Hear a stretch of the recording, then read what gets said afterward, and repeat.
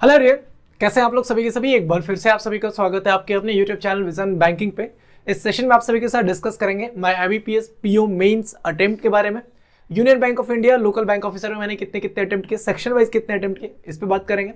And last but not the list, SBI PO SBI clerk notification 2024 के बारे में भी इस सेशन में आपके साथ डिस्कस कर रहे होंगे। तो मेक श्योर आप इस वीडियो को बिल्कुल एंड तक देख रहे हैं। सबसे पहले आईबीपीएस पीओ मेंस 2024 की बात कर लेते हैं। 30 नवंबर, आपको पता है एक ही डेट में एग्जाम होता है बट दो शिफ्ट में पेपर हुए थे, तो मेरा पेपर सेकंड शिफ्ट में था। सेक्शन वाइज में अटेम्प्ट की बात कर लेते हैं तो रीजनिंग से स्टार्ट कर लेते हैं। मेरे को ये एक्जैक्टली नहीं याद है कि मैंने कितने कितने क्वेश्चन अटेम्प्ट किए, बट हाँ मेरे को नंबर्स याद है। मैंने रीजनिंग में 25 या 26 नंबर के अटेम्प्ट करे। नंबर बता रहा हूँ मैं, ये नहीं बता रहा हूँ 25-26 क्वेश्चन नहीं बता रहा हूँ, 25 to 26 नंबर के क्वेश्चन मैंने अटेम्प्ट करे। ठीक है, 10 नंबर तो ऐसा था, मुझे लगता है कि हर किसी ने अटेम्प्ट करा ही होगा। 2 नंबर वाले क्वेश्चन थे, 5 क्वेश्चन। कौन सा? Machine input. ईजी सा पैटर्न लग रहा था उसमें, हर किसी ने उसको अटेम्प्ट किया होगा। तो मुझे लगा ये 2 नंबर वाले क्वेश्चन कंपैरेटिवली 1 नंबर वाले से इजी थे। ठीक है, नेक्स्ट इंग्लिश का सेक्शन, जनरल अवेयरनेस का सेक्शन। जनरल अवेयरनेस में मैंने अटेम्प्ट किया 17 या 18 क्वेश्चन मैंने अटेम्प्ट किए। एक नंबर के क्वेश्चन होते हैं वहां पे, तो 18 नंबर के क्वेश्चन अटेम्प्ट किए। कुछ क्वेश्चन तो ऐसे थे, मैं जो इस बार हमने देखा कि हर एक एग्जाम को अगर मैं देख लूँ, चाहे वो आरआरबी पीओ रहा हो, आरआरबी क्लर्क मेंस रहा हो, आईपीएस पीओ मेंस रहा हो, आईपीएस क्लर्क मेंस रहा हो, बैंकिंग अवेयरनेस वाले जो क्वेश्चंस होते हैं ना, बैंकिंग के क्वेश्चंस जो ज्यादा होते हैं, करंट अफेयर्स में बैंकिंग के क्वेश्चन वो ज्यादा पूछे जा रहे हैं रादर देन की करंट के क्वेश्चन से। पहले इसके वेटेज कम होते थे, इस बार 15 क्वेश्चन 16 क्वेश्चन आउट ऑफ 40 बात करो पूछे जा रहे हैं, 15 16 20 क्वेश्चन तक पूछे जा रहे हैं। ठीक है, फिर आता है इंग्लिश का सेक्शन। इंग्लिश का सेक्शन हमारे शिफ्ट में अगर आप चारों सेक्शन को देखोगे तो सबसे ज्यादा मॉडरेटेड अगर कोई सेक्शन था तो दैट इज इंग्लिश का सेक्शन। मैंने इंग्लिश में अटेम्प्ट किया अपने 23 क्वेश्चन। ठीक है, जैसे मुझे लगता है 25 या 26 नंबर के 23 क्वेश्चन मैंने अटेम्प्ट किए। 25-26, हाँ मतलब 2 नंबर वाले 3 क्वेश्चन शायद अटेम्प्ट किए और बाकी के, तो 25-26 मैंने नंबर के अटेम्प्ट किए। अब आते हैं अपने सबसे इंपॉर्टेंट सेक्शन क्वांटिटेटिव एप्टीट्यूड पे। एक बार मुझे आप जरूर बताना कि आपने सेकेंड शिफ्ट में कितने अटेम्प्ट किए। मैंने 12 क्वेश्चन अटेम्प्ट किए, 12 ही क्वेश्चन अटेम्प्ट किए 2 नंबर वाले। और अगर आप फर्स्ट शिफ्ट का तो मेरे को उतना आइडिया नहीं है, वैसे मैंने हर्षल सर की वो वीडियो देखी है जिसमें तो ऑलमोस्ट मुझे लगता है कि फर्स्ट शिफ्ट थोड़ा सा कंपैरेटिवली इजी था सेकंड शिफ्ट से। बट अगर आप 2 नंबर वाले क्वेश्चन देखोगे तो इजी से ही क्वेश्चन थे, आराम से 12 क्वेश्चन बनने वाले क्वेश्चन थे। एक जो प्रॉफिट एंड लॉस का डीए था वो इतना ईजी था, तो पता नहीं वो क्लैरिकल मेंस में भी पूछ दे तो वो भी बहुत बड़ी बात है। एक वो डीए था, एक आपका नंबर सीरीज का क्वेश्चन था, बहुत ईजी सा क्वेश्चन गिवन था। एक आपका क्वाड्रेटिक वाला क्वेश्चन था ना, डिवाइड करने वाला 2 नंबर वाला, वो भी इजी था। तो 12 क्वेश्चन मैंने अटेम्प्ट किए 2 नंबर वाले, और 8 क्वेश्चन मैंने अटेम्प्ट किए 1 नंबर वाले। 1 नंबर वाले में मैंने क्या क्या अटेम्प्ट किया, एक मैक्रून वाला आपको डीए दिखा होगा और एक हैट्स एंड कैप्स वाला डीए दिखा होगा। ठीक है, तो यहां से मतलब टोटल ओवरऑल मैंने क्वांटिटेटिव एप्टीट्यूड में 32 अटेम्प्ट करे।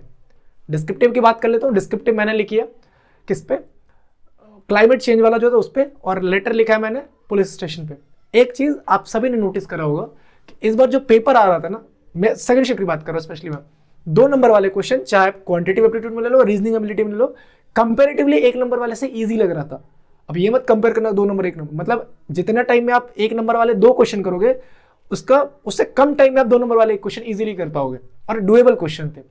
अब कुछ ऐसे भी स्टूडेंट मिले जिन्होंने लगा कि नहीं भैया क्वेश्चन तो डिफिकल्ट था, मतलब आपने 2021 का पेपर नहीं दिया है, फिर आपने 21 का मेंस नहीं देखा है, 21 या 22 का। ठीक है, तो ऐसे स्टूडेंट को डिफिकल्ट लगा जो पहली बार ही मतलब पेपर अटेम्प्ट कर रहे होंगे मेंस का, या फिर आप बहुत इजी क्वेश्चन करके भी आप सोच रहे थे मैं मेंस क्लियर कर रहा हूं। तो अगर आपको लगता है कि मेंस में क्लियर करना है तो आपको तैयारी फिर उसी लेवल पे करनी होगी। ठीक है, मॉक टेस्ट कंटिन्यूस बेसिस पे अटेम्प्ट करते रहो। अभी एसबीआई पीओ एसबीआई क्लर्क आ रहा है ना, अभी आपके पास कुछ इंश्योरेंस सेक्टर के भी एग्जाम है, तो मॉक टेस्ट अटेम्प्ट करना बिल्कुल मत छोड़ना। आप सभी के लिए डिस्क्रिप्शन बॉक्स में और कमेंट सेक्शन में प्रेप ऐप का लिंक दे रहा हूं, आप इसको prep.in वेबसाइट से भी एक्सेस कर सकते हो। इस पे क्या भैया, इस पे आपको 500 प्लस एग्जाम्स के मॉक टेस्ट है, 50,000 प्लस मॉक टेस्ट आपके पास अवेलेबल है। अभी आपके पास एसबीआई पीओ एसबीआई क्लर्क का वैकेंसी आएगा ना, अभी नोटिफिकेशन के बारे में बात करूंगा। तो अगर आप मॉक टेस्ट अटेम्प्ट करना चाहते हो तो इस पे जाओ, आप अपने मॉक टेस्ट अटेम्प्ट करो। एग्जाम ओरिएंटेड मॉक टेस्ट आपको मिलेगा, जैसा एग्जाम में आपको क्वेश्चन देखने को मिलता है सेम उसी पैटर्न पे बना के आपको क्वेश्चन वहां पे भी देखने को मिल रहा होगा। तो डिस्क्रिप्शन बॉक्स में और कमेंट सेक्शन में प्रेप ऐप का लिंक है, वहां से जाके इसको परचेज कर सकते हैं।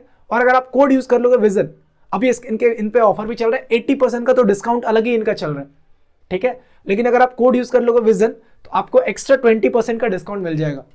ठीक है। अराउंड ये आपको 200 टू 300 का है, तो आप 20% डिस्काउंट कर लो, कितना मिल जाएगा आपको, और 240 में भी आपको 240 टू 41 रुपीज़ तक आपको ये पूरी की पूरी प्रेप एप्लीकेशन पे अवेल हो जाएगी। तो अभी जाओ डिस्क्रिप्शन बॉक्स में और कमेंट सेक्शन में आप सभी के साथ लिंक शेयर कर रहा हूँ प्रेप ऐप का, वहाँ से आप इसको परचेज कर सकते हैं। वन ऑफ द बेस्ट, ठीक है, mock test in banking category आपको देखने को मिल रहे होंगे वहाँ पे, ठीक है। अब बात कर लेता हूँ टोटल कितने अटेम्प्ट हो गए मेरे IBPS में, 26, 18 कितने हो गए, 44 में आप ऐड कर दोगे तो 23, 26, 44, 6, 70, 102, मतलब पता नहीं मैंने काउंट किया था तो उस टाइम 106 आ रहे थे, बट 102, 103, बट 102 से 106 के रेंज के में मैंने टोटल अटेम्प्ट करे अपने। मार्क्स बता रहा हूँ मैं, स्कोर ये नहीं मतलब देखना, ये हो गया। प्लस आप इसमें वो ऐड कर सकते हो जो कि बनेगा डिस्क्रिप्टिव का। मैं रफली मान लेता हूँ, अगर देखो क्वांट और रीजनिंग में तो है एक्यूरेसी पूरी की पूरी, रीजनिंग और जनरल अवेयरनेस, सॉरी इंग्लिश और जनरल अवेयरनेस की बात कर लेते, रफली मान लेते कि भैया 20 क्वेश्चन गलत हो जाएंगे, 20 नंबर कब घट जाएंगे, 86 तक तब भी आने चाहिए। अब देखो क्या ही होता है, नॉर्मलाइजेशन भी होगा, आपको पता है कि 2 शिफ्ट में पेपर हुआ, तो कहना मुश्किल है, ठीक है। अब बात कर लेते थोड़ा सा यूनियन बैंक ऑफ इंडिया पे कि लोकल बैंक ऑफिसर, भैया सिमिलर टू पीओ जॉब है ये, बट इनका जो पेपर आ रहा है ना वो सिमिलर टू मतलब लेस देन आरआरबी क्लर्क आ रहा है।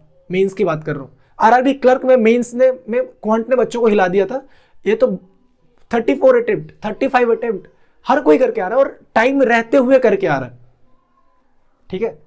तो मैंने रीजनिंग में 45 आउट ऑफ 45 मारे, क्वांटिटेटिव एप्टीट्यूड में मेरे 34 अटेम्प्ट हुए, एक क्वेश्चन अटेम्प्ट नहीं हुआ क्योंकि वो एक नंबर सीरीज का अजीब सा डी मतलब कॉन्सेप्ट था, मल्टीप्लिकेशन का कॉन्सेप्ट था। मेरे पास 14 या 15 मिनट थे, बट वो उसका नहीं मेरे से बना, तो फिर वो चीज़ छूट गई। हाँ, मेजर रोल जो प्ले करेगा यूनियन बैंक ऑफ इंडिया में इस बार, वो करेगा आपका इंग्लिश और जनरल अवेयरनेस।